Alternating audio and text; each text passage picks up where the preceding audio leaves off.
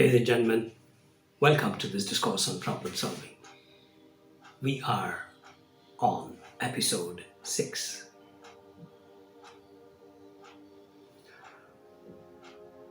The best thing about scientific temperament,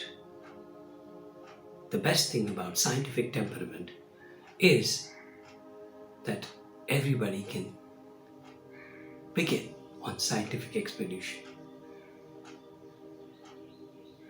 Anybody can begin with scientific expedition. But the worst thing about the scientific temperament is the journey never ends. The day never ends.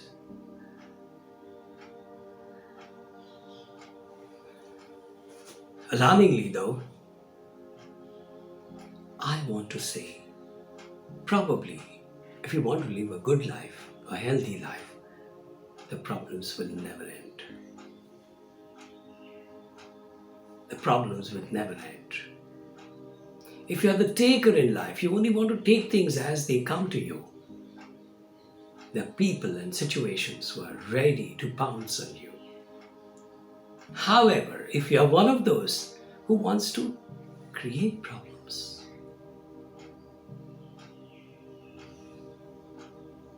where is the star heading? How long will I take to reach the star? What is the wavelength of a sea tide?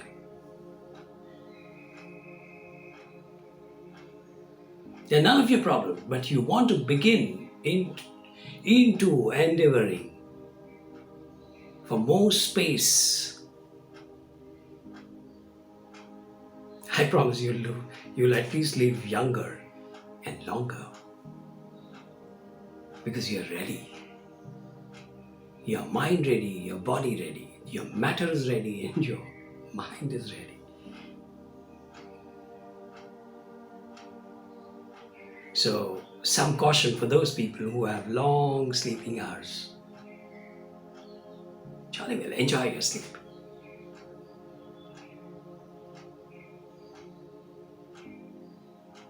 But ensure you don't start hating problems, therefore. And worst, ensure problems do not start hating you. Most problems are taciturn.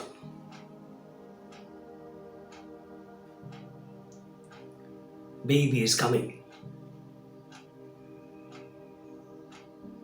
is like a silent, virtuous strike of a piano key.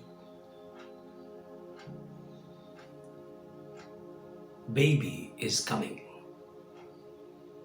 is like a virtuous first strike of a piano key. And then, little later, it is a rhapsody. Little later, it is rhapsody. Everybody is joining the music.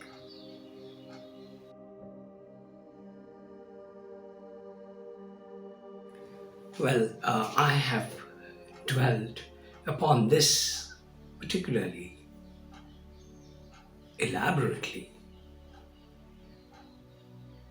The health and the child and the problem child and a prospect child and a star child.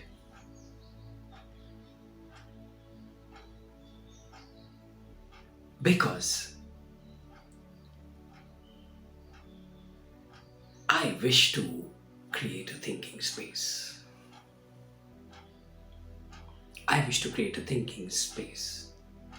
So every allegory is going to add to dimensions. It's going to help me hit a bit above, a bit below, a bit on the left, a bit on the right, and of course go deep into the heart of the issue. That's also a space. There is a z-axis also.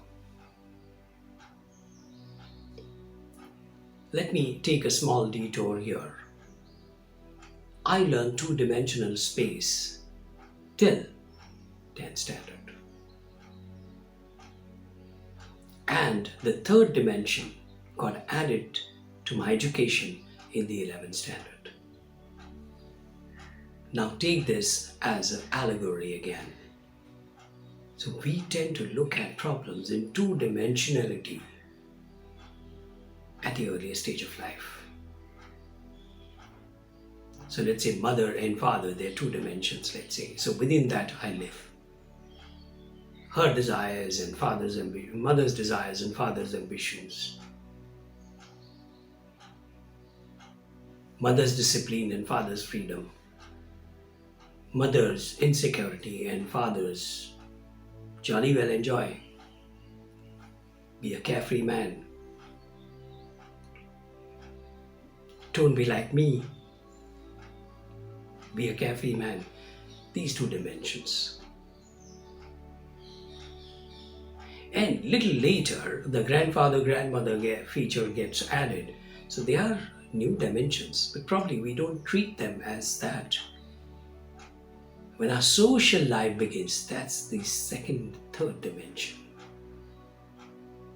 By which time, the mother and father become one dimension. So our inability to grapple with the third dimension, in this case, 10th standard, I was 16 years that time. I would be 16 years. So I wait for 17th year before I am exposed to the third dimension.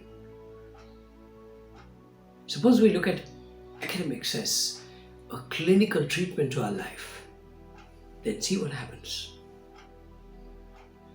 So handling a space and handling large, almost never-ending combinations of things. There could be an incredible, at the same time, subtle bonding of the space, in the space, which means problems become far more consolidated than they had if they had been individually, there. So, as we evolve this project of ownership of problems and ownership of the right to solve the problems and accepting the role to solve the problems, we'll have to bear in mind that it is no more going to be two-dimensional, it is going to be three-dimensional. And then great man Einstein added the fourth dimension, that is time.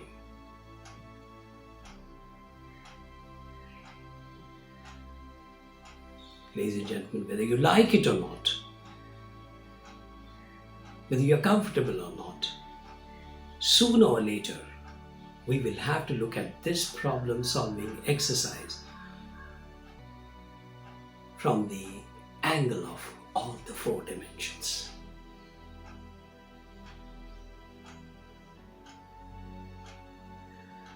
I don't want to spoil your breakfast. I don't want to come in the middle of your dance.